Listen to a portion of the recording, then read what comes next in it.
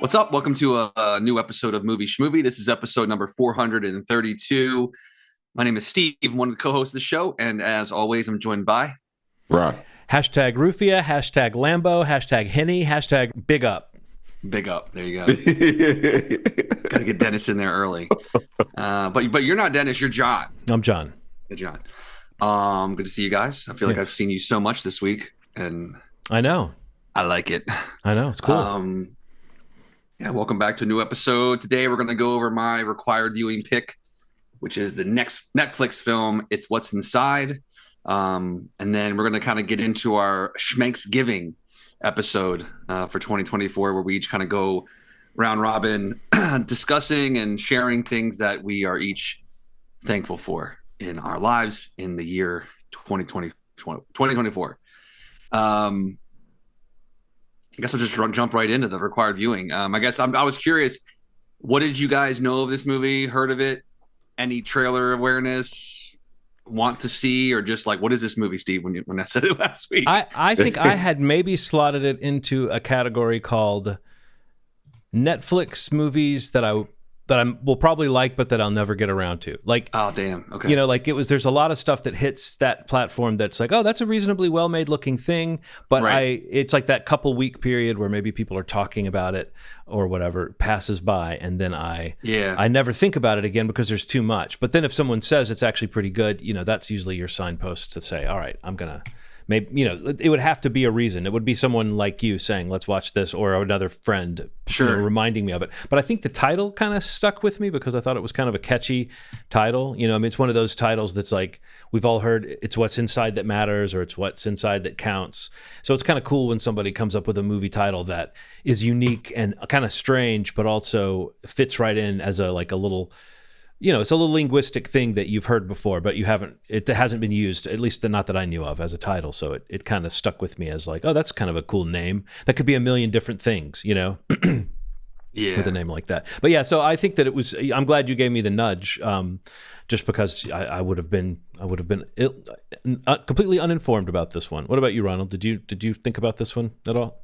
I didn't know anything about it. No, I was very unaware and, very ready to get on the ride that is It's What's Inside. Am I saying that right? Yes. It's What's Inside. It's What's Inside. Yeah. Surprisingly not related to the It franchise. Yeah. Weird, right? Or the What franchise. Is there a movie called What? Yeah. No, it's called Nope. It's called Nope. But there should be. I mean, I'm just thinking there should be a movie just called What? What? Apparently, in 1972, there's a movie. It's a Roman Polanski movie. Wow, wow, wow, wow, Roman Polanski. Well, we can just use his titles, right? Isn't that one of the things that happens when you've been canceled? Right. Yeah. So, who made this movie? Who produced this? What studio made this movie? Because it feels like a Blumhouse. Like it feels very Blumhousey. Like it feels like small budget, good concept. You know what I mean? Yeah. Body swapping. You know, craziness. It feels innovative. Like it feels like, you know, I thought it was going to be like Talk to Me, but the body swap aspect is a little different. And yeah, I think that was the first thing that jumped out at me. I'm thinking like, oh, Talk to Me. I just saw this. Well, there's a moment that's like feels like it's a direct riff on the scene in Talk to Me. You know what I mean, Ronald? Right. I had the same thought. Even with the music kicking in and stuff, it felt like they were doing something. So yeah, I agree. That I had that same thought. Yeah, no, this is like an independent movie. This is a film that was produced independently, 2022. Went to Sundance, played its midnight section, and was quickly acquired by Netflix for $17 million, which was the largest deal made at that version of the festival. It also was at South by, but yeah, it came out on Netflix this October. But yeah, this is one of those things, like it's a genre-y thing. It does feel like it, you know, I can see the appeal for Netflix in terms of programming. And I was a pretty buzzed about movie at the festival. So, I mean, they just kind of grabbed it quickly and for a pretty hefty price tag. but yeah, I definitely get the comparison or the assumption for the Talk to Me comparison. Especially like you in the trailer, it kind of shows that round table, spinning around, like everybody's perspective shifting, and the guy's showing up with the briefcase as a kind of like it's like yeah, it's like a metaphor something for drugs or something, but it's not drugs. Yeah.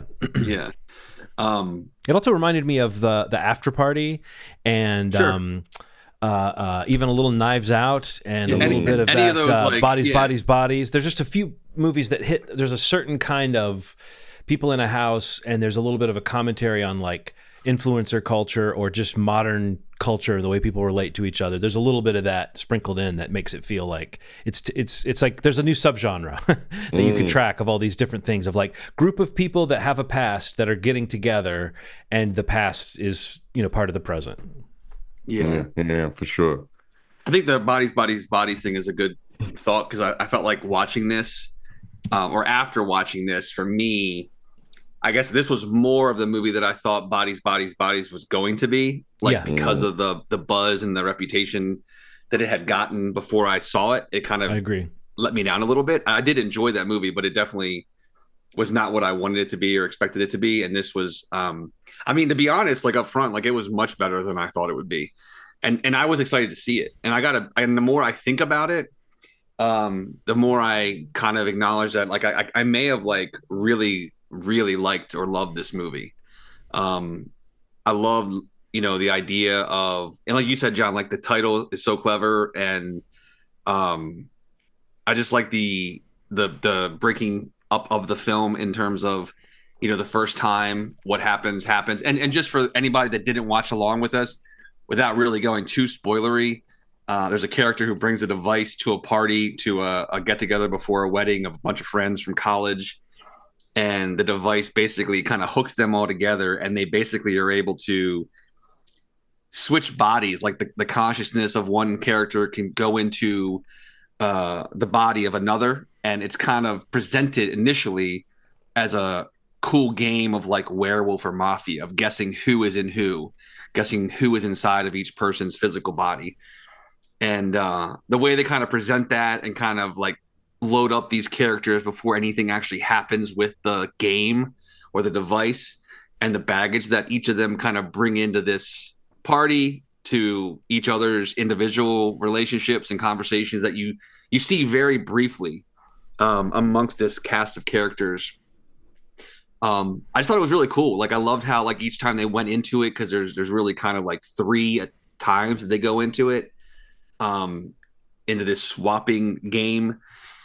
And every time it kind of escalates, and it kind of certain characters kind of prey on other characters, vulnerabilities. And it's like the stronger the relationships are between characters that you think, or even if you see the cracks in it, they become even more vulnerable and more exposed. And it just gets pretty mean. And I kind of dug that about it. And personal, like mean, like you're right about what Bodies was missing, was that sort of like, because that turns into more of a locked in the house with a killer kind of movie. Right. Whereas this is much more about the relationships and the friendships and the past and the things people don't forgive and the exactly. No, I think I have a complaint that's a compliment about this movie, which is that it's confusing. Like the first time you watch it, it's kind of confused. Like it's almost needlessly confusing for some of the stuff that ends up happening, because it's actually closer to what you might think in terms of the resolution. And I feel like the movie piles on like so many scenes of characters explaining what they're doing or what they thought was happening, that I think a little bit less of that, and it would have been more clear what was happening, because you kind of can intuit it. I liked all the little subtle tells of which character was which person. I didn't so much enjoy when they would like, I thought this, oh, you were this person. Oh, you lied to me when you did this. It just felt like that stuff made me go, oh, is something crazier going on here? And it kind of distracted me from the fact that it was more, to say linear or satisfying of a story. But I do think some of the payoffs are there. I think I was more taken by the structure of the movie too, and spots, than I was in the actual storytelling. The cast is likable. The acting's pretty good. The writing's pretty funny. And like when a character needs to be mean, like you said, what they say is legitimately mean. If a character needs to be kind of funny, then it's kind of funny. It's a little stilted, but I feel like it's a messy movie, and I think it comes from the fact that it's got such a tricky concept, and there's just a couple of big hurdles that you get past. Like, don't you think, Ronald, like this group of people is very accepting of this scenario? Like, it doesn't take much for these people to be like, oh, we're switching bodies, okay, cool, cool, we're doing it. Like, and again, I get why they need to do it, but that kind of gives you, there's like a comic tone to that. That I felt like, okay, this movie can't really be about real people at this point, because nobody real would just be like, oh, we're going to do that again, oh, we're swapping bodies, oh, this is a machine, okay, cool, got it. But once you get past that, I think they got back into, and I think this is almost like a sci-fi movie more than a horror. It's like one of those things where once you get past the sort of sci-fi concept, you're back in human interaction and behavior. And I thought that was kind of interesting. And to your point, Steve, that some of the character interactions, they kind of cut deep. Some of the vulnerabilities of these relationships, they feel sort of real. And you can even see some of them coming. You're like, oh man, this is going to totally fuck with this couple we follow into the story, Shelby and Cyrus. But I do think that, like, it took me doubling back and going, oh, okay, to realize, oh, that stuff was almost like it was distracting me from some of the sort of simple things that were happening. But as far as the visual things, I'll just point out a couple. I thought the montage of her with her selfies, like trying all the different backgrounds or the different filters before she published, that was just a really cool, instantly you get who she is, that she's sort of an insecure person who wants to be this kind of online person that people look to, but she doesn't know what she's doing. And then the scene where everyone was talking about Forbes, the guy who shows up with the device. And as they're telling the story, you see photographs of the past that keep changing based on what people are adding to it. I love that. It was so clever and so inventive. I mean, you have a couple of things like that in a movie, and you really buy my interest. I do think the last 5 minutes of the movie is a lot of explaining when it could be more relying on the visual cues and the things that we can figure out. And I also do think that I'll just say just in case someone wants to watch it and we're recommending it to them, I will say there's a character that shows up towards the end that's very important, that feels a little bit like, oh, this character just pops up and suddenly they're very involved in like an epilogue. But I think that felt like not as well calibrated as the other stuff that you were talking about, Steve, where all these interactions feel like there's setups and payoffs for the story that are totally rooted in the relationships. But it is a little confusing, don't you think, when you've just been introduced to these 7 characters and suddenly they're switched, and now you're trying to figure out who you care about or what you care about, and then they do it again and it's different. It's clever. It's like so well done that it almost demands you watch it a second time, knowing like, oh, now I know what this person's trying to do, or I know what the limitations of this are going to be. Because at the end, it's almost like you have to stop and go, wait, who's left? Who's actually in whose body and who's left? It's like the fact that it's so tricky and clever almost dulls the emotional impact of some of that stuff, I guess is what I'm saying. But otherwise, it's a very well made movie and extremely just cinematically inventive. Ronald, anything else about the movie that stood out to you, or just any thoughts? I think what works is like I'm a rhythm based guy. Like when it comes to that stuff, it's like 1 potato, 2 potato, 3 potato, dead. You know what I mean? It's like that stuff. Like when it keeps happening, you're like, okay, all right. So somebody dies on the third thing, or like, and then, or if there's like a responsibility in it, right? Mm-hmm. Like in Talk to Me, the responsibility was like you have to let go in a certain amount of time. This happens a certain amount of time. Your body gets used to the rhythm of them just doing it. But what if somebody holds it for too long the last time? They're like, hold on, the rules are different now. Somebody's not doing what they're supposed to do. And this movie does that in a way that like fucked me up. I'm like, whoa, so you can change the rules of this? Like you don't like the way this is? I like that. And I think that's kind of what makes this work. Mm-hmm. It's like the stakes start to become bigger because these people are taking chances that you weren't expecting them to take. Then you realize that like even if I don't know this person for 5 minutes, they're risking my life right now. Whatever the fuck you're doing, I don't know you. You're fucking with my life, and that starts to get real crazy. And that was what a choice. I mean, like, I think something's happening with like you're right. There's like this genre of movie that's coming out that feels like. It almost feels like you're playing a game with the people, you know, with Knives Out in this movie and Talk to Me. It feels like you're collectively playing this game that almost feels like an interactive tape almost. Like you're like you're the eighth person, you're the ninth person in a group, and you're watching this stuff happen, and it almost feels like the danger is like, man, how would I feel if somebody did that to me, or what would I do if I were in that situation, or like Substance, you know, the Substance. Oh no, very much so. Yeah, yeah. I'm like these like that involve you in a different way than horror thrillers did before.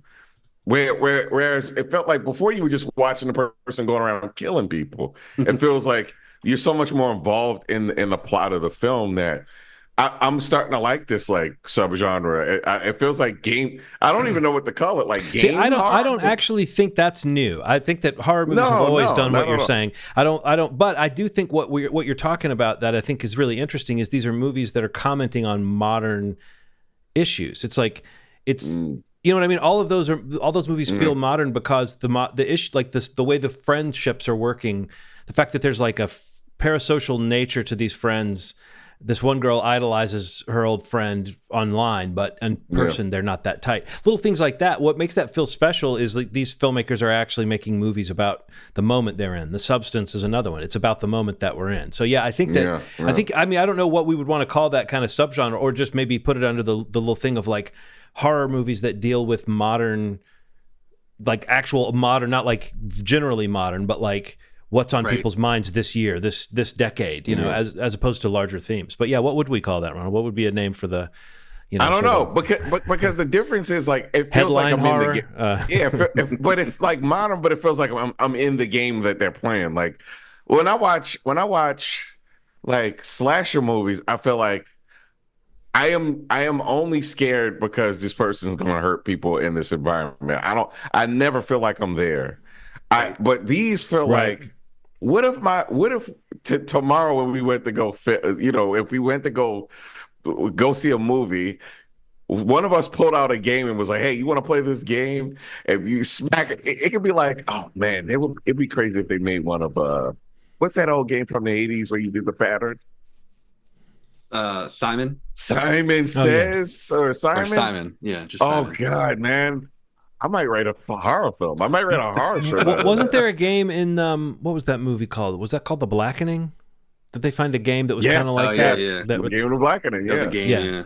Another game, man. Those movies really excite me. I kind of get what you're saying, like that there's like a game in the movie, and the movie's almost like like this movie was even structured as a game on the viewer in a way. It's like you're really but you're also kind of, I think you're hitting on something interesting too, because even though the age group might be different, and a lot of these movies are about younger people than me or my generation, I can still see that it's still it's still very easy to picture yourself like, oh, we all got a big house with some old friends right before a wedding, and then some messed up stuff happens. So it is sort of like you're plugging yourself into it, and not like in an archetypal way, the way you might with like a movie where you're going, oh, there's a final girl, or there's this or that, where you're relating to it in a vague way, but you're actually picturing like, what would it be like if I was around my friends, and all the little rough spots got exposed by some game like this.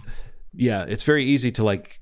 I think that's where it's almost like social horror or something. I don't know. There's something. There's a lot of different things happening there. Yes, you know? Yes. There's like there's something to that, like social, because there is something about like what people do when they get in those situations. Like it's like a character thing, and a lot of what makes people that aren't 20 relate, it's like, I would never do this at 20, or I would maybe this person's a little short-minded than you know, I that I was when I was younger, or maybe they're dumber, or maybe I can relate to this person because this is exactly what I would do, you know.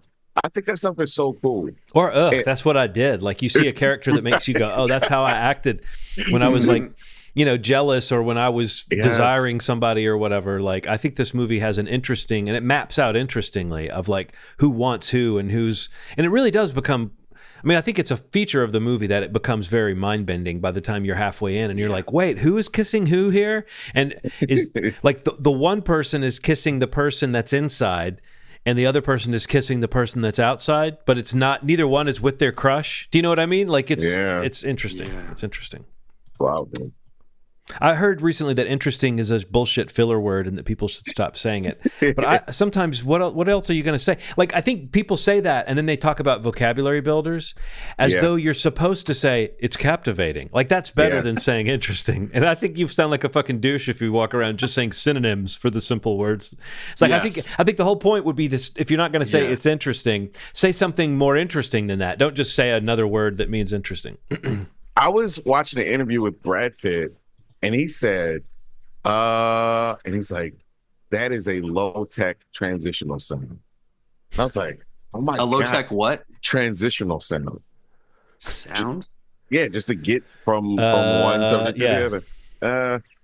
Oh, gotcha. Yeah, the low-tech transitional sound. And I was it's like, a human dial tone. Yeah, it was like really cool of him. It sounded really smart, but also like, goddamn, like how many of those things do we have? I think about when I'm on stage. And so I was like, man, that's crazy. Yeah. Anyway. Just buy yourself some time. Or you're like, like stand-up comics that say like, what else? What else? Oh, yeah. You know, I what else myself to death, man. What else you to death? What else? We know what my version of that is I feel like there was something else I wanted to say. Yeah. There was something else. Oh, God. But I also think there's the stuff you say just in the middle. I've been editing a lot of podcasts recently, and so I hear all the things, and it's like there's a lot of like there's a rhythm to saying, and that sometimes if you cut out the you're like, well, I'm losing something. The is part of the person's rhythm. But other times, if a person says like your ear starts to hurt, where you're like, okay, this has to be. I got to save the listener, and I have to make this person sound better.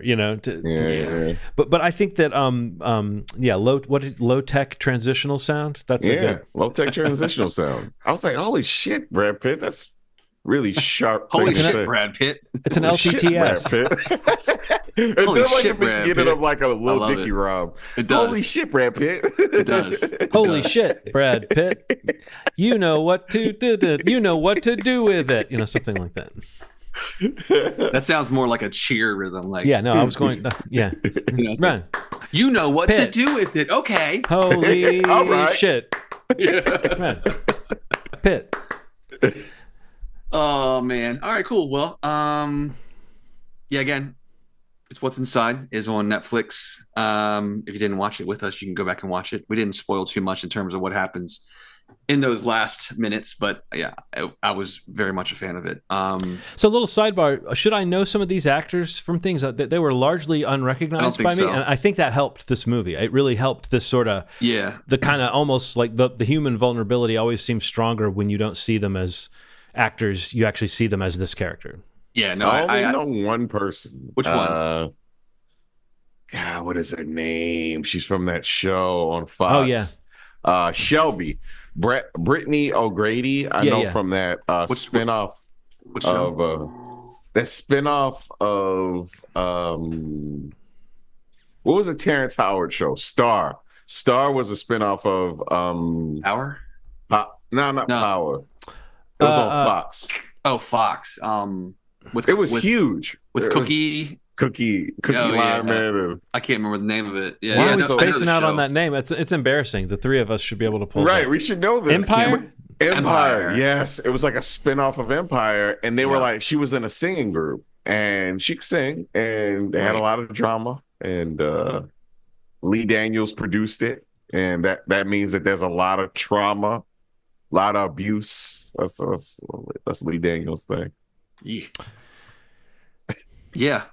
But I didn't recognize her from the spinoff. I never saw the spinoff. But I think you're right though. It does work in favor of the movie.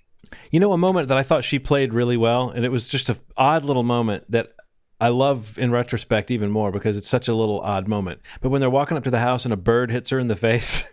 Yes. And the way she says, a bird hit me in the face. Like, she has this attitude of like, again, it's one of your early hints. I guess the opening scene between her and Cyrus is you get a hint that she's kind of like, she's trying stuff and she's not really always succeeding at what she's trying to do. But in that moment, she seems so much like this kind of awkward person who has weird things happen to them. And like, he was like, oh, come on, babe, it's cool. But you could see her attitude of like, fuck. Like I can't even walk from the car to the house without some weird shit happening to me. I thought that was a good little character beat. And when I went back, like I said, to watch it a second time, I was like, oh, she really played that. It's because it's funny and kind of weird, but she doesn't overdo it. Like, oh, she's a klutz and she's crazy. It was really just like a bad omen that something happened like that, you know? Yeah. Anyway. Damn. Yeah. Are we going to do our next pick now or? Yeah. Okay.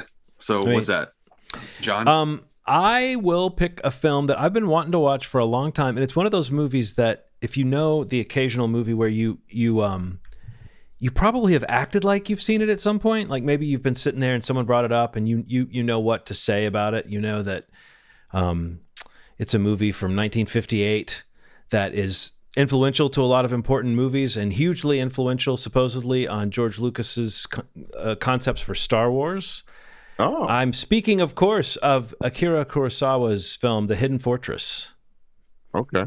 Which is an adventure film that is, a lot of people have pointed to like character dynamics that George Lucas clearly was inspired by, particularly, I think, R2-D2 and C-3PO, the idea of the two kind of lowliest characters being the characters that you see this big adventure through, as something that inspired him. But I also think there's other things as well. But so I just grew up knowing that, one of the big references that cineasts like to use when they talk about Star Wars inspirations was the fact that George Lucas had clearly seen The Hidden Fortress. And I realized I have probably nodded my head and said, oh, yes. And, sure, yeah, I know that. Maybe even on this show, at some point, I talked about that movie like I'd seen it. But I don't think I've actually watched it all the way through, if I've ever seen it. So we are going to go back to 1958 with a classic. I mean, this should be one of those films that's a classic. So it might be one of those where you're like, oh, hey, yeah. No wonder. This is really good.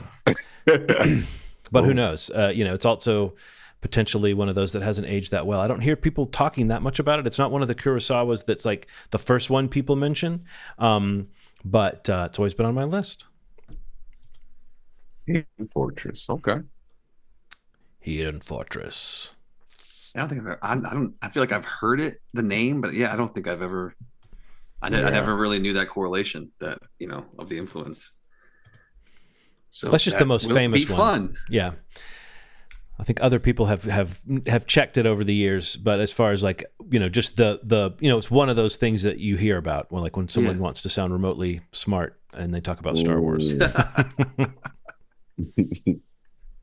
All right, cool. Do we know where that's playing or where it's available or how people can watch it? I'm sure you did that research already, John. It's on Max right now, I think. Oh, wow. I think. That's a good one. Yeah, it looks like it's on Max. I don't know if it's going to remain there for a whole week, but hopefully so. Well, 2 weeks, actually. We're actually recording this episode kind of early, so it'll be almost 2 weeks hence. So. What if they just remove it? Hopefully it's still there, guys. That'd be crazy. For Thanksgiving, we're taking Hidden Fortress off the website. Yeah. That's the opposite of the Schmovie bump. What would that be? The Schmovie slump? The Schmovie slump. Yeah. The Schmovie slump. The Schmovie dump, obviously. Yeah. So I guess we can intro this Schmanksgiving. We used to do this every year, and then we started combining it with Bah Humbug for the last few times we've done it, I think. But yeah, this is just us.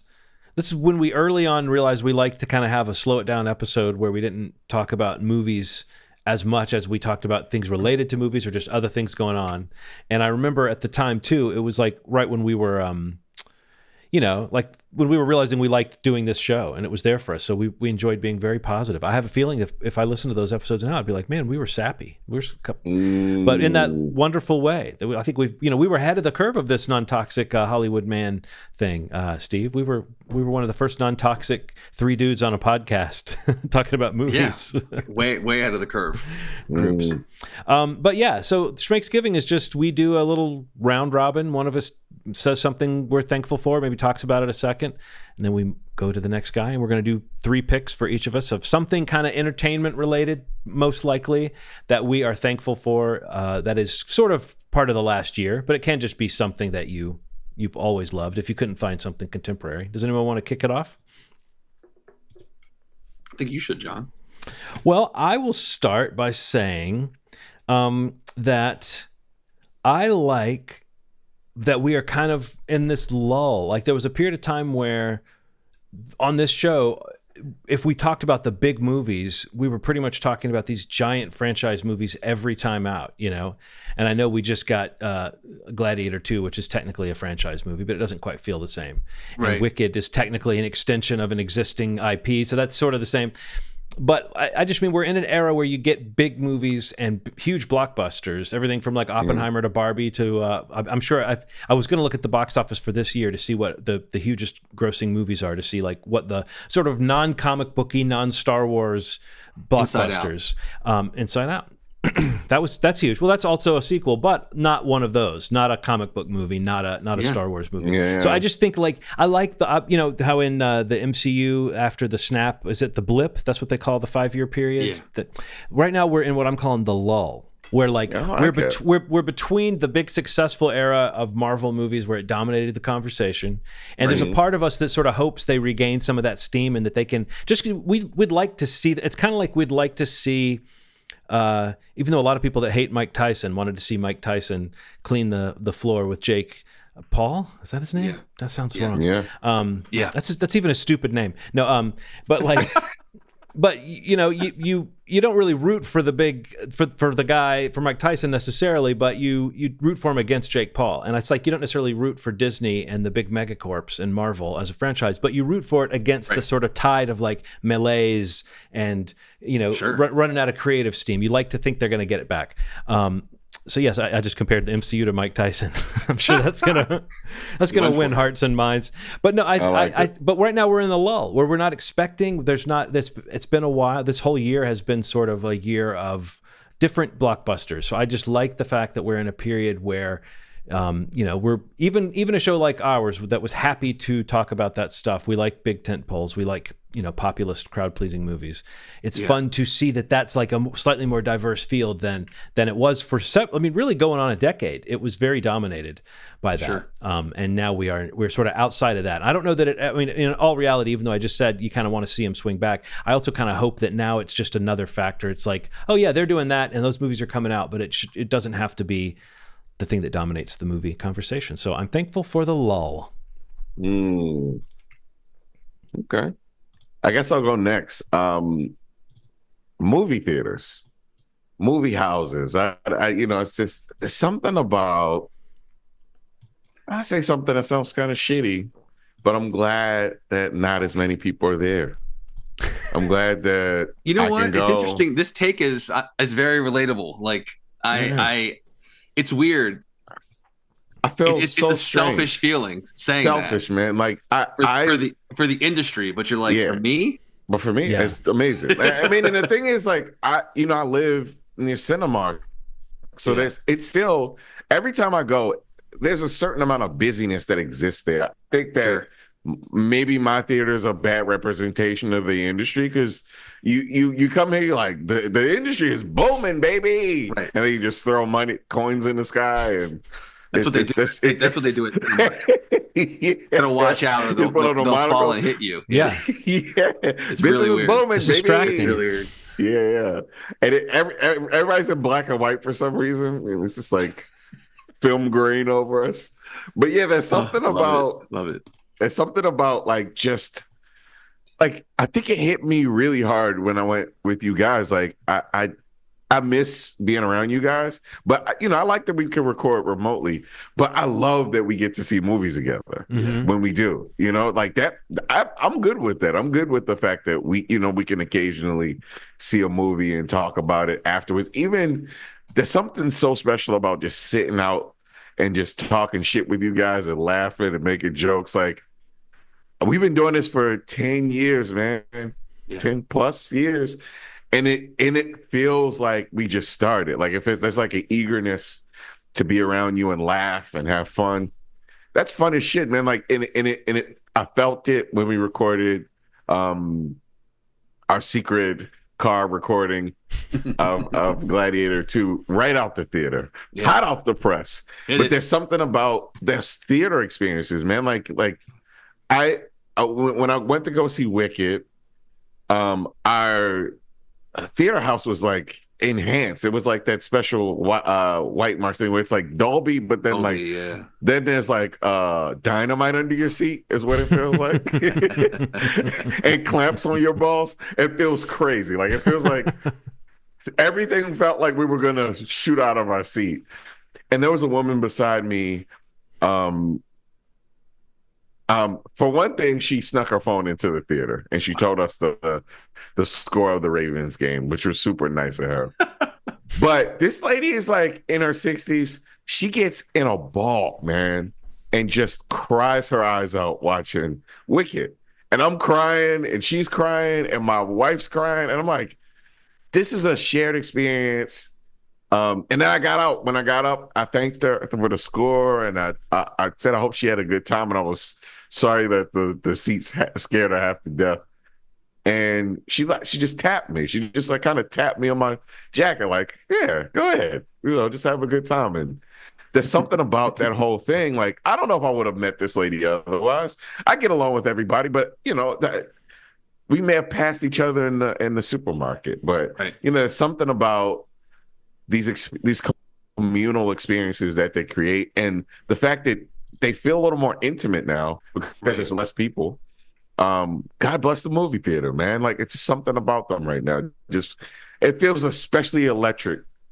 It feels like a privilege. Like, I know that everybody isn't like, people thought that after COVID was less crazy, that there'd be this flooding of people coming back. And I think they need to learn that they need to earn people's seats back, man. Like, they need to earn their attention back. It's not like a given. It's not, people have to want to come back. It's not just like people aren't dumb and they just like, oh, where do I sit? I'm going to sit in a movie theater. It's not like that. You got to make people feel good about coming. Some people are that way. No, Ronald, I love that pick because to me it dovetails in with what I was saying about like the slightly more diverse crop of movies coming out that can be blockbusters. It's like there is a different kind of shared experience, and it doesn't have to be like the same. It can be the same crowd you expect to see at the same kind of movie or whatever. This is like, you're seeing Wicked and you're seeing Gladiator 2, back to back. And those are like totally different movies, but they're both gonna have like a crowd reaction. That. Pretty cool, man. It felt, I've seen quite a few movies this year, but I could tell you, man, I think that 2024 has felt the most meaningful. I've had the most meaningful experiences. I've had these like real intimate, fun experiences, like at the Charles and Cinemark and a couple places in Montgomery County. I've been trying to just go around to other theaters. And don't you think you're kind of back into it? I mean, I know for a while there you weren't going to see movies as much. I was terrified. I was terrified. I'm immunocompromised, just for everybody to know that I am immunocompromised. And I was very afraid for a really long time. And I think I'm just getting into a space where, like, you only live twice. You just go to a movie theater and you just experience it. Like, it feels like I'm back.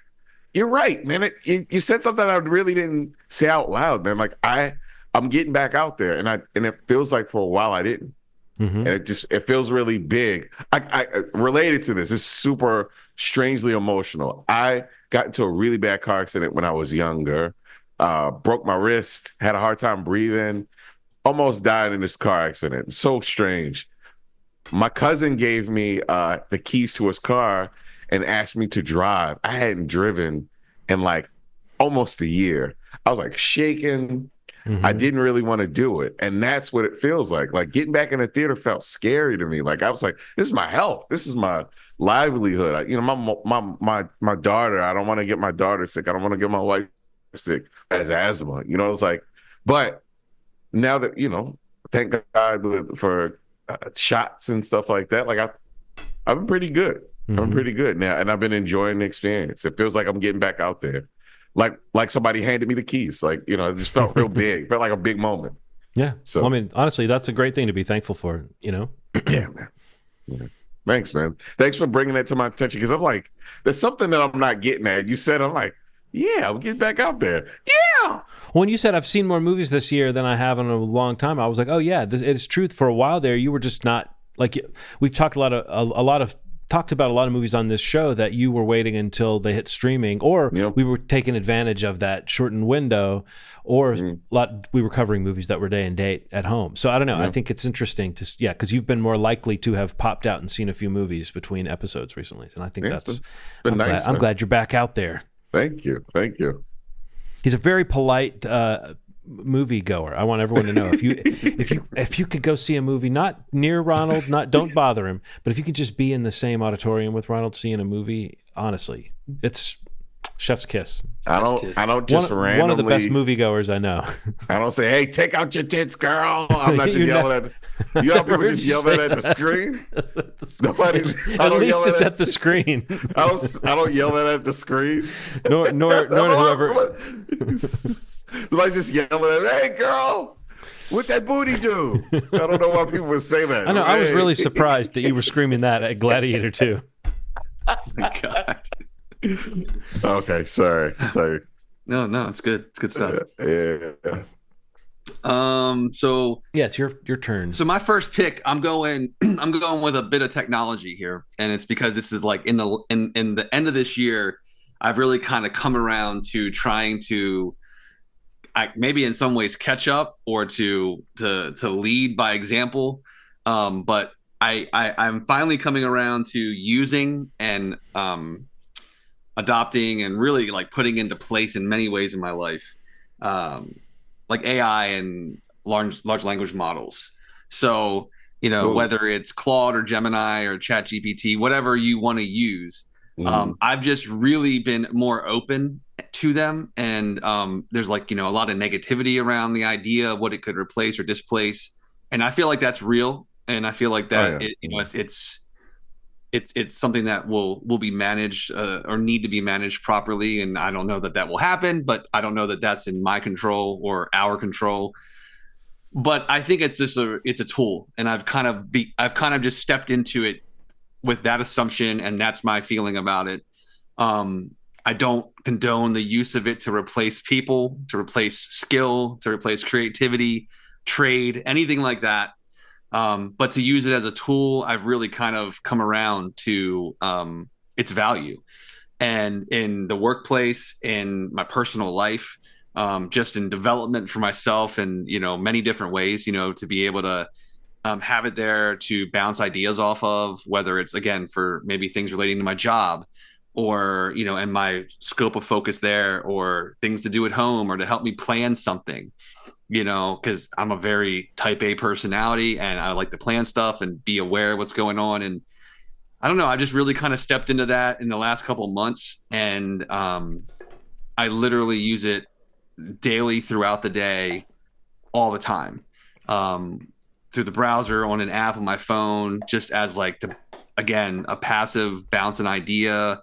Would this work? Like, how would I accomplish this? What do you think? Like, it's really wild to me how much I've started to use it, and really like how mind blowing it is. Yeah, man. The amount of processing, and again, I'm talking just about a tool, and I understand the impact it has on the environment, like what it means large scale, and in the future, that's all needs to be discussed. But just it's there, it's available to use, and again, I've been trying to test a couple different ones out to see kind of where I feel like the best value is, in terms of what I want to use it for. But like, ChatGPT, Claude is a really great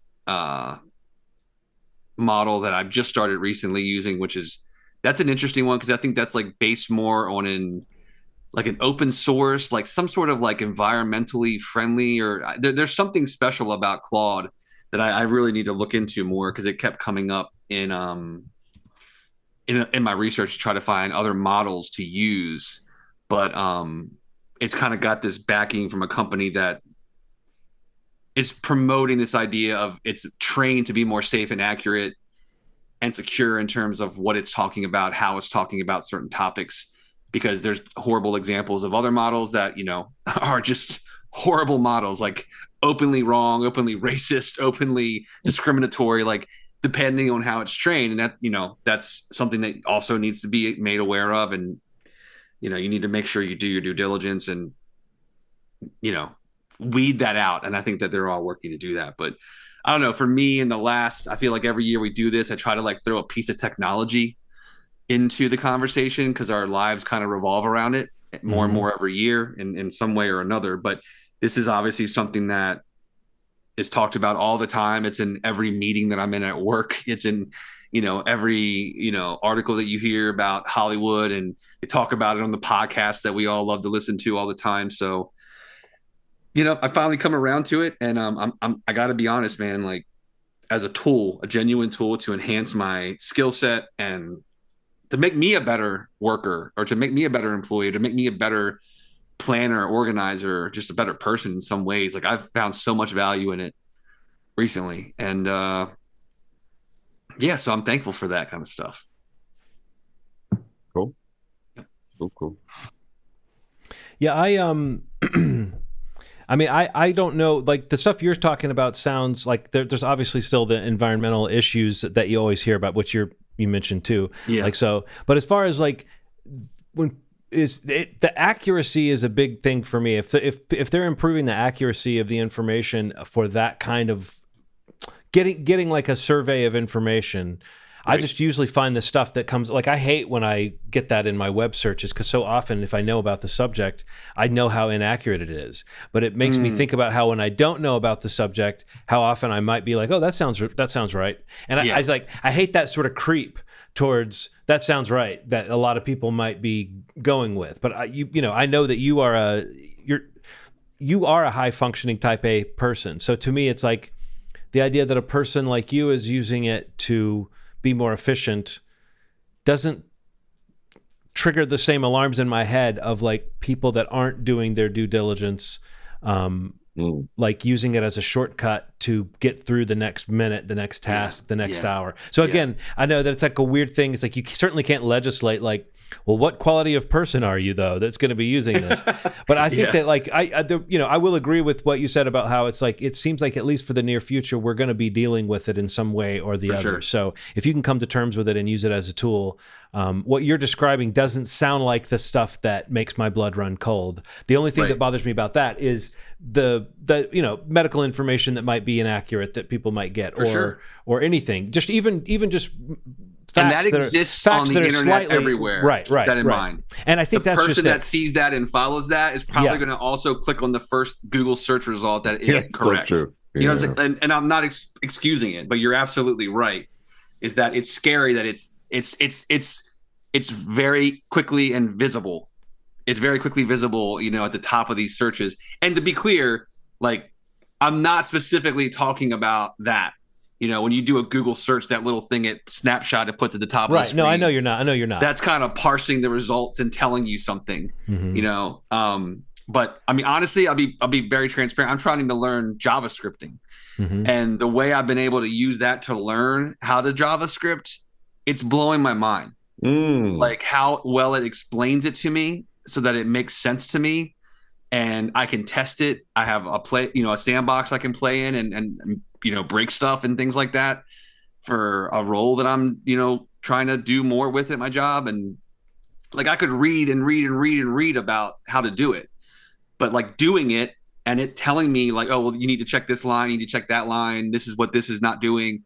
Like it's helping me like triage my own learning. And I just feel like that's a huge element of it that I've just found like so impressive, and the accuracy in that arena is incredible. Like again, putting it into action, like with what I've learned and being able to show it in a production area, it's like I'm just I'm loving that element of it. And then even just like the other things, like little silly things, like which is probably more comparable to what you're talking about. Like if you do like a generic search, it's like I just love the interaction. Like there's so much more refinement that can be done, even if you're trying to dig deeper into the results.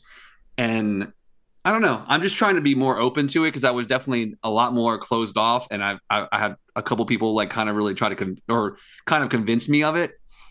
And in certain elements of my day to day, it's like, it's definitely been impressive. And, I'm really liking the idea of like using it as a tool to learn. And I don't know, just like augment things and tasks that I don't need to spend a lot of time doing anymore. But yeah, so cool. Well, I'm cautious. I think we have an open acceptance rule for anybody's Schmanksgiving, but I'm cautious about your AI. But again, what you've just said sounds like a few years ago people were doing that with AI, and you would hear about it, and it didn't make anybody upset or scared. It's all these corporations that want to seemingly cut as many creative people, or just jobs in general. However, yeah. But when I think about like, oh, how many times did I do the self-checkout, or how many times did I embrace the technology that was cutting out someone's job, and that's where you stop and think, okay, well, that's that argument of like, well, should the robots be giving us more time to make the art instead of making the art? Like that's that argument you saw. So I don't know. It's an ongoing thing, but I think, figuring out what can actually be done with it attitude towards the technology is definitely a more proactive and maybe even a more forward-thinking attitude than my sort of like, I'm happy to die on the hill of never embracing it. But, there's so many things I embrace that are applications of more or less AI technology that is, again, to me, it's that keyword of tool. Like, it's a tool. That's it. Tool. It's not doing the work. It's not. I try to lead with that. Like I don't want to say it any other way. Yeah. So it's like it's a. Well, very I'm not even calling you out. I'm just saying like that's where it's like. No, it's valid. We've been using this technology. Like whenever I've used like an audio plugin that like exactly. That I was just thinking about saying that to you. Smooths out vocals or whatever. It's like it's not. It's the difference between generative AI that is scraping work and then emulating it is totally different from AI that's just emulating like a piece of equipment or a piece of gear, or in this case, as you're seeing, like a way to tap into a body of knowledge with a very targeted search for information that's interactive. I mean, again, that's as a learning tool. It's like I'm an educator. I can't sit here and say like, no, that can't possibly be a good learning tool. I'm like, well, no, that sounds in some ways like it could be a great learning tool. It's just the quality of the information, and again, it's down to the judiciousness and work ethic, for lack of a better phrase, of the person you're talking about. Yeah. So it's go ahead. No, go ahead. It's crazy how AI is in everything. I'm like using it in Photoshop. It's like interpreting a background that doesn't exist because there's a person right there. It's just like that kind of stuff is crazy. Or pulling sound stems from things that don't exist. It's wild, man. Yeah. It's wild. But Ronald, that's a great example of the difference there. Of like, remember that Beatles song that came out where they had cleaned up the vocal? It was like people said it was like, oh, they used AI to make John Lennon's voice. And it's like that's not what they did. They used all the recordings and all the references they had of his voice to train software to know how to like round out this bad recording with the proper kind of frequencies and da da da da. They didn't sit down and type in like what you picture with AI prompts. John Lennon's voice singing this word, that's not what they did. So I think that like we're just down to like, is there still human ingenuity, and is there still like, did you just make a person able to do something they never could have accomplished before in the sense of a creative 100%. Person with skills? Not did you just make a person who could never have made anything, make something and then say, oh, this is better than something a person can make? Because that's usually the attitude. Like all the AI stuff that you see is like people saying, look at this photorealistic perfect thing, and it's like, no, this looks like shit. It doesn't look it doesn't look good. A part of me says the market will just work that out on its own, and that people will always prefer stuff made by people. But as recent decisions made en masse in our country would indicate, you can't always trust popular taste. That's true. That's true. But hey, I'm ready to move on to my let's go next pick. Did you like that segue? I liked it. I appreciate that.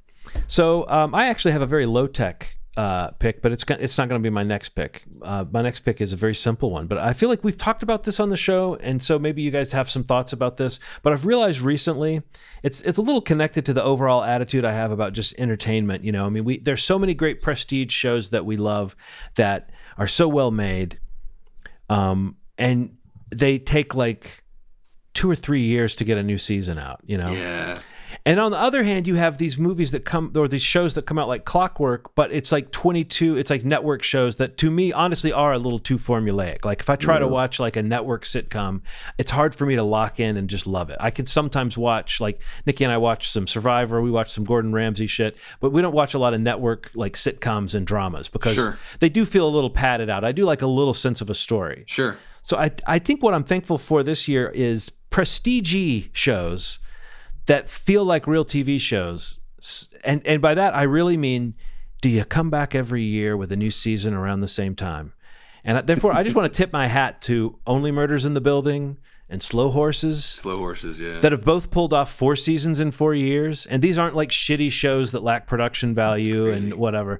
They're just doing what television used to do, which is when the new season that you've just finished watching is wrapping up, there's a writer's room that's working on the next season somewhere, and they're starting to film it soon. Like, I like that respect for the sort of regularity of it. That makes it feel more like a television show. There's other ways that shows can feel more like shows, which is having episodes that feel like episodes, and not just as though you took a 10-hour movie and chopped it into pieces. Right. And I think both The Penguin and, in its own way, Agatha All Along recently both had a satisfying sense of like, oh, this is a show with episodes and not just a prestige mush of binge this anytime you want, but particularly that thing of coming back around the same time every year. What We Do in the Shadows is another show that's like, it definitely feels networky, but it's like, it's got the shorter season and feels a little special when it comes around. But I think they've done 6 seasons, maybe in 6 years. Maybe they had a year where they were down because of the strike and COVID or whatever, but they've been very consistent. The production, like there's a pipeline. You feel like these shows are conceived like shows and not like mini series that might get another round, and even something that's definitely getting another round, like The House of the Dragon. If you checked on that, I bet they haven't started filming the 3rd season yet. Like, I bet scripts are still being polished or something. So that means, you won't see it for forever. I don't know. There's just or maybe they just started filming, but either way, I just think it's great when a show comes back. Like, I love seeing that little notice that there's a new season of like Only Murders in the Building coming up, because it's always like, oh yeah, it's a show that comes out every year, just like every show used to do. Right. Yeah. So I'm thankful for shows that feel like television shows and that give us a little bit of that. Also, these are all weekly shows that don't go by the binge model that I'm talking about too. So even though I like a binge, I do think that's almost like that conversation is over, and the episodic dropping week to week seems to have overall won. There's still some shows that come out as a binge, but it seems like most shows they want to build a little hype around, they know they can get you to tune in week to week. Yeah. Or at least that's the goal. So yeah, TV shows that act like TV. Pretty damn cool. You know what else? My next wish is one last thought. My next wish for a show to be a yearly show, even though I don't think it's possible, but I think if Bad Monkey came back every year, that would feel about right. That doesn't need to be like a special event. That just needs to be like a hangout show, Yeah. More time with these characters. Cool. So, Ronald? I may have said this last year, but boutique labels. Labels. These companies doing God's work, finding less mainstream movies, remastering them, getting updated interviews. It's just, there's something happening, this renaissance of physical media. I think there's a healthy understanding at this point that everything isn't going to be on streaming. And then, there's some things that people like to have tangible because they understand that idea. Like, for example, I like Batteries Not Included. It's one of my favorite movies in the last couple. When I was a kid, I used to watch it constantly. And this imprint in Australia called Imprint actually put it out. I got it from a comic book store in Annapolis. And it just felt really nice to have something that I didn't know I could get other places in this quality. That's another thing. Like, typically sometimes on streaming, you're getting the version of the film that's like the DVD one, right, or like the first like 480p where it's like these are like from I need more P than that. Yeah, you need more P than that. These are coming from 4K composites and stuff like that. Think about Vinegar Syndrome. Steve was talking about getting rad from Vinegar Syndrome. This company is taking these lesser known movies and movies that were popular at the time that didn't seem to carry the popularity into the decades following and bringing them to bigger audiences. For example, Arrow Video's doing Demolition Man.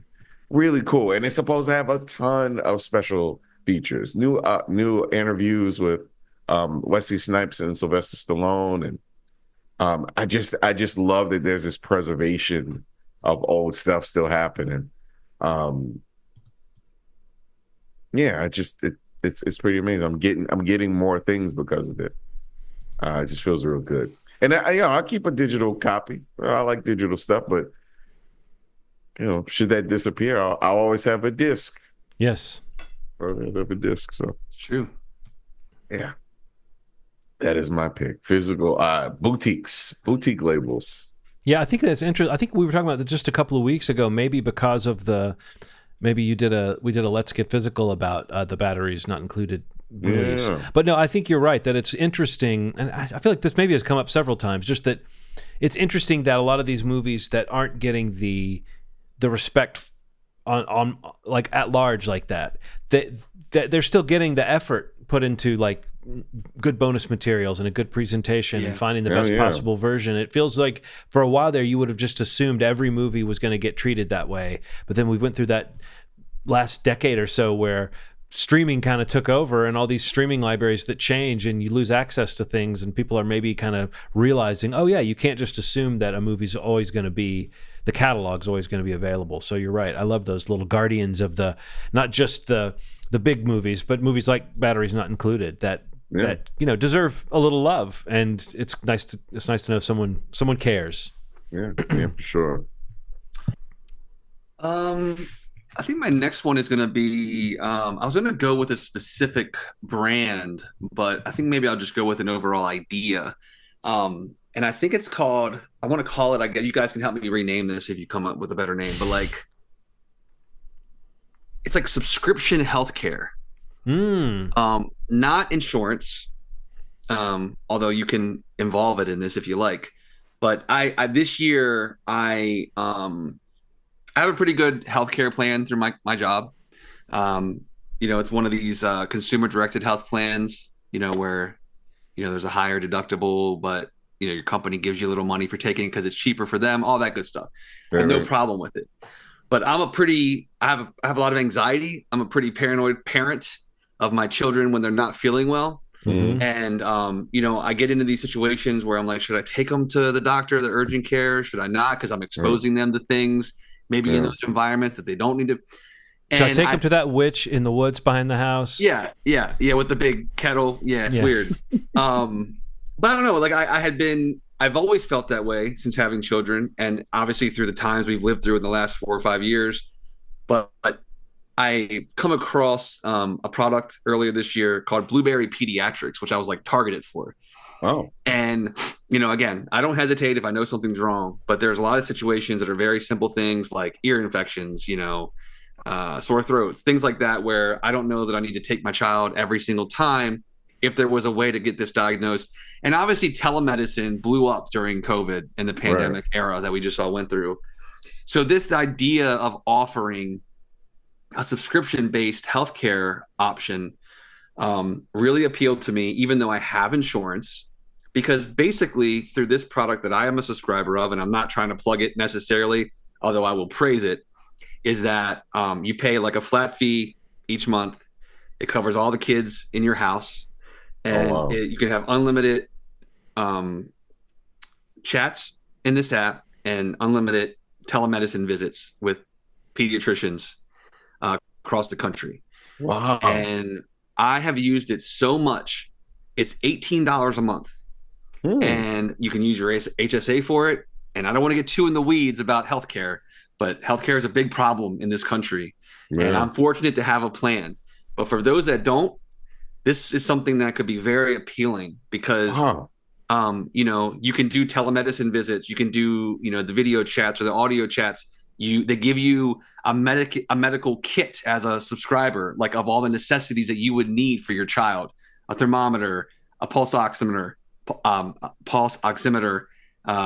an otoscope to take a video of your child's inner ear if you think they have a, and that all, What? and they give you an app that does it all wirelessly and it goes right to them. And I'm in love with it. And I've told many people, friends, family about it. Some have joined it and have experienced a very good time with it, like I have. But it's those situations. It gives me a lot of peace of mind. And the fact that that kind of has grown out of a horrible era of our lives Yeah. is a really huge silver lining to me. And again, I'm talking about tools that I use to make my life better and to make myself feel better day to day because of the anxiety that I carry about my kids' well-being, especially specifically theirs. That product is amazing. And I've had a great experience. I've done the basic stuff that I'm talking about, that you can get strep kits from them that I've used to diagnose or not diagnose strep throat. Like, it's amazing how much is available for me to do if I have the confidence in myself to do it, the trust of my children to do it, and the peace of mind that, like, I don't have to go to a doctor's office all the time for every little thing, but I can still take care of what's going on. Right, right. And they can call in prescriptions. It's literally a really impressive model. And I say not just them, because I also just signed up for myself to try One Medical, which is Amazon. They acquired this company, which is the same model, in the last couple of years. And I've signed that up for myself for the same kind of scenarios. Oh, wow. Basic stuff. I don't want to go. I don't have to get an appointment. I don't have to wait and sit around a bunch of other people who are trying to find out what's going on with, their health or well-being. And it's the same kind of crazy thing of it's like a very affordable monthly subscription that, you can do unlimited video visits. And it kind of blows my mind. Again, it's another one of these things. It's still technology related, but the fact that it's so easy to connect with medical professionals, and address something that is really needs to be addressed sooner than later, in some cases. And if it's something that they can't do, they say that, and you need to go to some, a doctor to have your lungs listened to or anything like that. But yeah, I love the idea, the availability of these kinds of services to someone, even in my situation where I have insurance, but more importantly, to someone who might not, because they may not go get checked out because they can't afford to, whether it's them or their child or another loved one. But I mean, getting access to these kinds of alternatives are really interesting to me. And, for the amount that it costs and to scale for these companies, it's something that I'm sure is going to become more and more prevalent, because I see a lot of them already popping up in the last 2 or 3 months that are kind of comparable to what I currently use and to the one I just signed up for through Amazon services.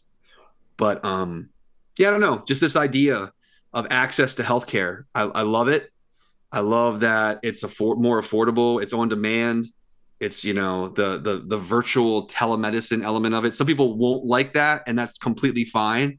If you want to go to the doctor and physically be there and for that personal thing maybe you have with your physician. But for some of those things that are more common, lower level things, I think is where this really satisfies a need. And yeah, just the access of it is valuable, I think. And knowing a lot of friends who don't have healthcare at all, these kinds of things could be a solution for people in that situation. And I love that there's an option now at all. Yeah. Wow. Because, you go into a doctor or urgent care without insurance and it's $100, and you could probably belong to one of these subscriptions for $100 a year, and that's just, it's crazy to me that's even an option now. And I think it's great. Wow. Thanks for telling me, man. I say that to you, Ronald, because I mean, I know you're in a similar mindset that I am about a lot of that stuff, especially as it comes to our children. Yeah. Because you have a younger child still, John. I know we're all kind of in sync with it, but it's a really great service. Yeah, the one that I use for the kids is called Blueberry, but yeah, it's great, and I love just, again, options and tools that you can use to take care of those that you love, and also just kind of like also those that you hate. Yeah, by not using it. Yeah, you could just electively not use it. But yeah, that's my service that I have taken a jump into, both for the kids and myself, and probably will for Aaron in the near future, based off my experience so far. Cool. Yep. All right. Well, that's just like good advice. Oh yeah. Yeah, I didn't know we were trying to be useful. Jeez. I'm sorry, John. Well, my final pick is, as I said before, I have a very low-tech pick. This year on the show, maybe before this year, but definitely recently, we started, and I've already alluded to it, the Let's Get Physical portion of the show. We've been talking about physical media. Right. And I've been mentioning occasionally books that are sort of related to the movies that I've been reading. And I've been, because I do teach, in 2 different film departments, one at a college and one one's like a digital media department at a college and then at a film department at a high school.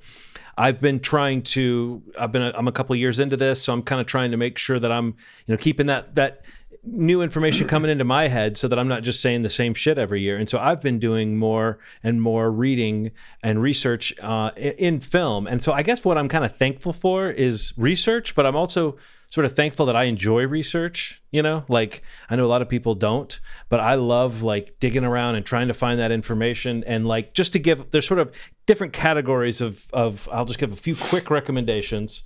For audio people who want to know like the basics of like production and audio equipment on a film and different things you might do, there is a book by Rick Veers called The Sound Effects Bible.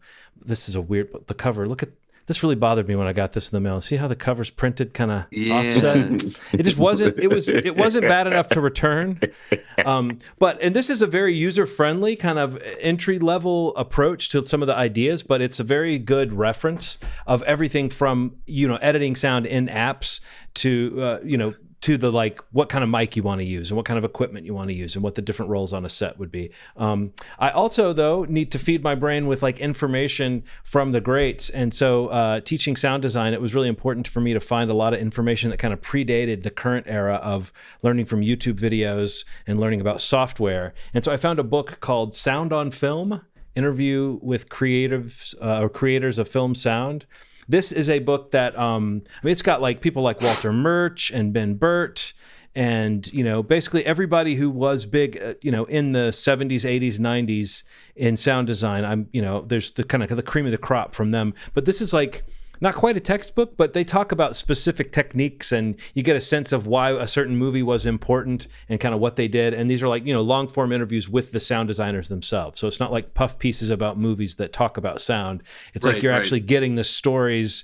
And again, a 10 or 20 page interview with some of these people that gets very technical in some ways. So Sound on Film, edited. I think all the interviews are by this guy, Vincent Labruto. But anyway, his name's the one on the book. And then lastly, film fans, read screenplays. I don't know if everybody out there is in the habit of reading screenplays, but for the Coen Brothers podcast that I've been doing, Coen Pro, I have been reading the screenplay of each Coen Brothers film like as I'm covering it. And what I've discovered is their scripts are their movies. Like if you know their movies, especially like a sequence or a shot, if you look at the script the way it's described, it will shock you how much what they do is on the page. They also have very clever ways of writing about the world where they have stage direction mixed with dialogue, mixed with, like who the speaker is and stuff. It's just very readable. And I think these books, maybe these books, when they print them up, they're formatted a little bit to be readable. But even beyond that, just as someone who has an eye on screenplay format and how people bend it without breaking it, so to speak, because a really good screenplay will kind of bend screenplay format. They have a really very clever way that's very almost novelistic of like involving you. It's like I can see why their scripts have always knocked people out since the early days of their career, that these people read a script of theirs and are like, oh, I can, let's get the money together, let's make this, because you see the movie on the page. So I don't know, just as a film fan, anyone out there who loves the Coen Brothers movies or just loves movies, or if you're a wannabe writer and you want to see like what not just a good screenplay, but like in my mind a great screenplay is one where when you read it you see the movie in your head. Their screenplays definitely do that. So that was my special bonus Let's Get Physical feature, all under the rubric of research. I just like it. I like to mark things up. I like to put little sticky tabs in the books I'm reading to remember certain things. I never used to do that, but as an older man, I realize how many books I have on my shelf where I love the book and I loved things about it, but I couldn't tell you what chapter or what page that great thing was on. And so now I love taking notes. I love doing research. Yeah. I'm thankful for the ability to enjoy research. I'm next. Yes, this is your final pick. Oh man, this one's heavy, but I'm gonna try not to make it too sad. Okay, so I lost a couple people this year. I lost a cousin who affected pretty much everything I do in terms of design, and a good friend at work. And I realized that I am the person in between my daughter knowing who someone is and not knowing who someone is. Oh yeah, wow. And I was thinking about that with my dad and ancestors, like just the idea of like you being the proprietor of this information, and Aaron will be the proprietor of her family's information to our daughter. And I think it's important to do that stuff. I think I'm like getting to the point now where like, my daughter saw this picture I posted today of me, and she's like, "Oh, is that me?" And I'm like, "No, that's me." But it does look like her though. I mean, like again, we knew that already, but no, yeah. I had that thought when I saw that picture. Yeah, it was one of you and the cat. Yes. Diesel, was that the cat's Diesel? Name? That's a great name. My dad named the cat Diesel because the cat sounded like a diesel engine, and he was an engineer. He's like, such a. He's like, yeah, that sounds like a diesel engine, because he rode a Jetta with a diesel engine, and it sounded like the cat. Like it's crazy. And I think about my ancestors, and I think once somebody crosses the plane, they become your ancestor. And I think I have some guilt for not telling my cousin how much he meant to me. And some of that just has to do with like, he affected, he's the reason why I like clothes with a lot of logos. He's the reason why I like sneakers. He's the reason why. And I never told him this stuff. I started a clothing line because of him. Never told him. So he's like out in the world and he never knew. And while it feels like a super sad thing, I don't think that because he's not physically with me that I can't tell him that. Mm-hmm. And this is the first time that I felt like that. It's the first time that I felt like it's okay to like, just tell somebody or like say it to the sky, obviously, right? But it's okay to tell people too. Right. Or even use that as an object lesson with other people. Like, yes, oh yeah, I now 100%. Know I can pay 100%. Homage to how much I love my cousin by making sure I don't, my cousin would say, hey, I know, but maybe other people in your life don't know. You know what I'm saying? Yeah. So I think, no, it's interesting though. That idea also, Ronald, that idea you mentioned about being the keeper of the flame in some ways, as you get older and the older generation starts to phase out and you realize you're the older generation and you realize like, shit, if I don't tell this kid some of this stuff, these stories aren't going to go past me. It's a weird, I mean, to me, it's a very, very heavy thought. Yeah. But it's also really important to embrace it, I think. It's super crazy because, like, okay, so think about it like this. I lost my dad, right? The only granddad that my daughter knows is my stepdad. And so, like, I'm like, we gotta tell Aaron has to tell her about her dad, and I gotta tell her about my dad. It's just you gotta get your dates straight, Ronald. There's nobody for you to turn to and say, wait, what was that? Right. I need to get my mom on record about some things while she can still recall some things. Yes. And I'm thinking, I had this idea that it sounds heavy, but I think it might be fun. I want to sit my mom down and just go through her life, like have like a podcast essentially. Yeah. Get my sister to do it with me, and we just talk to my mom about her experiences and like, how was it? She remembers when Martin Luther King got assassinated. She remembers, it's wild that I'm within arm's length of a person that remembers in her youth when Martin Luther King was assassinated. That's insane to me. That stuff feels so separate. It doesn't feel separate in like impact, but it feels separate in terms of generations. Well, like you have it, and if you don't think about it, you don't even realize you have it. And then when it goes away, when you think about it, that's when you go, shit, I can't believe that person was alive all these years, and now I wish I could talk to him, No, you're right. So like I think it's two things. It's don't feel so guilty about that. And, like you said, apply that to the people that exist in your life, the people you love, That's why it's easier for me to say I love you guys than it would have been maybe 15 years ago, because you got to kind of train people to be the kind of a mirror of what you want, and in your reality. That's like love and calmness, and you guys are that for me, and I just really appreciate that. When I hit you guys with this heavy stuff, that you don't say, "Hey, Ronald, shut your sensitive ass up." Well, also, your cousin will be happy you did wear a shirt with a lot of logos on it tonight. Yeah, man. Yeah. It's crazy, man. I think here's the last part. I think as a person that moved to Towson, I think I separated the life that I had when I was younger from who I am now. And I think I forgot, I'm like, I lived in a place where like age didn't really matter when it came to death. It didn't, there was like this. So I look at death very differently than a lot of people do.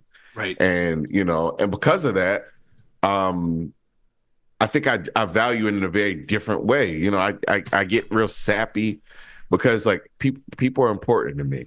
And, it just is one of those things. It feels different than it did before. That's this thing somebody said to me, like, mourn and feel it because you'll never feel the same way twice. And, thinking about all this stuff, I thought that I'd be really emotional about it. I thought I'd be like sobbing talking to you guys, but now I'm like, I feel pretty good about this. I appreciate my life and the friends and all that stuff. And I do try to tell people as often as I can. I just feel like I fell a little short with this person just because he was such a big figure. You don't feel like people have space in their head to hear stuff like that. Right. If I go up to this giant and say, you really inspired me, I don't know if he'd be like, hey, get out of here, kid, punch me in the stomach and throw me out like Jazz from Prince of Bel-Air. So I don't know that reference, but it sounds funny. But yeah, just appreciate stuff, man. That's all. Ancestors and all that stuff. Just to be clear to listeners, I know Fresh Prince of Bel-Air. I don't know about Jazz. How about thrown? DJ Jazzy Jeff? Do you know him? Oh, is that Jazzy? Yeah, I call him Jazzy. Yeah. So I call him by his birth name. Oh yeah. So he's the guy that gets kicked out every other time he shows up. Right. Okay. I kind of wish they would have did it in the new show, the more serious show. Would that have fit the tone? No, it wouldn't have fit the tone at all. It wouldn't have fit the tone at all. At all. Now, which one is he's the rapper and he's the DJ? The DJ. Which one?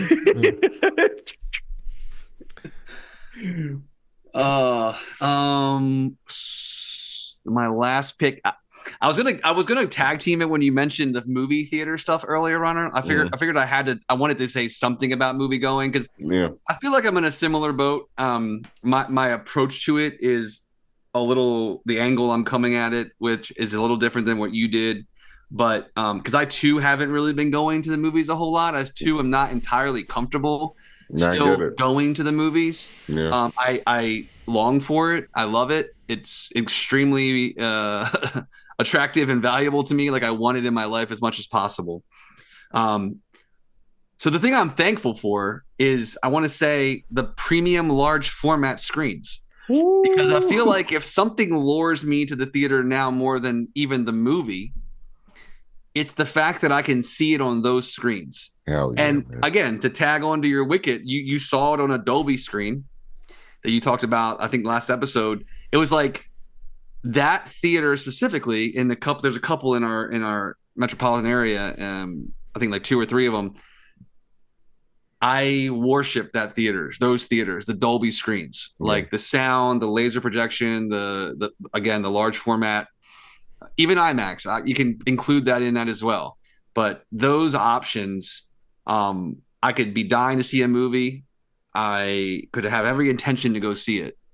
And it's just life is crazy and I have my reservations still. But if that movie is on Dolby screen, like that's the bait to me. That's like, that'll tip me over. Count me in. That'll make me even more put the effort in to make it work. So, I like they're becoming more prevalent. They're, most of the theaters in our area has some sort of large format screen, whether it's Cinemark's XD, AMC's Prime. AMC also does the Dolby houses, IMAX, whatever you want to call it. If you have access to any of those things. And again, it's another differentiator that it's a lot. It's harder to replicate staying at home, and that's kind of the crux for me is that like I could go to your basement and maybe have a better experience watching a movie than I would on a lot of the like local houses. I could go see a movie, I would still do that. Obviously, I would love to do that as much as possible, but for a variety of reasons, I just don't as much anymore. But I just wanted to give some attention and acknowledgement to an appreciation for those large format screens, the houses that really feel unique, and that really are the differentiators that a lot of like really, really, I don't want to say cinephiles, just movie going, in general, like you seek those screens out. Like when a movie gets re-released these days, it's in IMAX or Dolby, and it's there for a week. And a lot of those showings are packed and or sell out. I just read this week that they're putting 7 back out in IMAX early next year. I couldn't be more excited to go see that in IMAX. That's really cool. And all these movies that we're talking about through the holiday corridor. I wish we would have seen Gladiator 2 on a premium screen. I thought we maybe would have, but I'd like to see Wicked like that, and I don't know. That's just a preference for me. So it's like, that's is that there's so much changeover with them because there's not a lot of them, in that first week or two, that's your shot. If they're going to be playing on those screens, you got to go because the next week's movie that comes out, one of them is probably taking it away, but I love those houses. Again, I love IMAX, but my heart is the Dolby of it all. Is just, that's my boo right there. Like I need to see as many movies in the Dolby house as I can, and if I can, I will. And I'm just thankful that there's a handful of them around us that I can get to, and I have that opportunity when the time is right and it's the right movie. But PLF baby. I love it. Yeah, cool. That's a good one. I mean, I tried to think of something movie related for our podcast, but I was like, how many more movie things can I talk about that we haven't already talked about? But in recent time, the last year especially, I look back at like my movie tickets in my app, when you can in my Movie Pass or my AMC app, and I'm like, what did I see and where did I see it? And the vast majority are on the Dolby or the Prime screens that AMC offers. And it's just because I love it. Like that experience you talked about, like, the sound, the butt kickers in the seats, the bass, just the immersion is just like, it's the new version of the immersion that I think, I seek out when I go to see a movie if possible. Cool as hell, man. Yeah, for sure. That's it for me. That's a show. That is what we call a show. That's what passes for a show in these parts. Show. Yeah. That's Thrice Bigelow. Is this the best PLF screen for sure? Is this the best time to announce that Schmovie Studios has parted ways with Rob Schneider? Oh yeah, right. Yeah. We'd like to reevaluate that. Yeah. We're gonna recast. We'll get back to you guys. We'll get back. We're looking for that next big project, honestly. Mm-hmm. All right, guys. I don't know. So John's pick for next week's required viewing is called The Hidden Fortress. The Hidden Fortress on HBO Max. From 1958. And I don't know what we'll have. I don't know. We'll probably get back into a hey, what have you watched kind of vibe. Yeah. The week after you hear this, be recovering from hopefully our bounty of food from Thanksgiving. Schmovie.com is the website. You can go there to listen to episodes, every episode we've ever put out.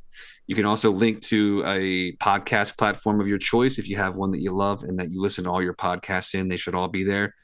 And as well, we have the YouTube option. So youtube.com/movie podcast. You're not going to believe this when I tell you this, but if you go to YouTube, our channel, you can either watch us and listen to us or just listen. We have every possible option there. You can just subscribe, get that bell clicked, and you'll just say, hey, there's a new one out. You want to come watch it? You want to listen? You can go do some work and listen in the background. You don't need to look at us. I mean, I appreciate it. We'd all appreciate it. I think you would as well. Yeah. But it's up to you. But yeah. And say if you don't even want to watch the whole thing, you're like, I just want to watch clips. I'm impatient. We got clips for you, bitch. What? And you can go right to the page and watch several clips that kind of embody the feeling of the podcast. What they say in the movie we just watched? Fuck on that, bitch.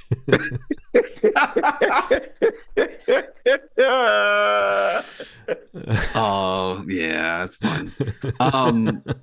Almost fainted just But yeah, that's great. That's a good point, Ronald. Yeah, you could even be more segmented with your intake of movie schmovie. Just be like, oh yeah, that sounds like a cool description of a short clip. Yeah. Anything helps us. It's all gravy. So we appreciate it all. But yeah, we'll be back next week. Thank you so much for listening. And as always, you made a day. Thanks. Bye.